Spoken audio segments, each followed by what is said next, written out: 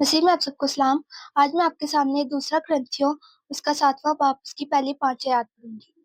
बस ए अजीजों, चूंकि हमसे ऐसे वादे किए गए, आओ हम अपने आप को हर तरह की जिस्मानी और रूहानी आलूदगी से पाक करें और खुदा के खौफ के साथ पाकीज़गी को कमाल तक पहुंचाएं।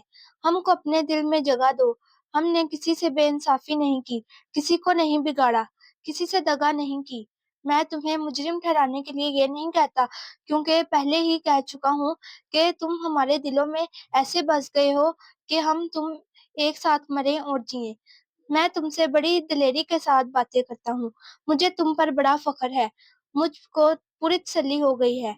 जितनी मुसीबतें हम पर आती हैं, उन सब में मेरा दिल खुशी से लबरेज रहता है, क्योंकि जब हम दुनिया में आए, उस वक्त भी हमारे जिस्म को चैन ना मिला, बल्कि हर तरफ से मुसीबत में गिरफ्तार रहे।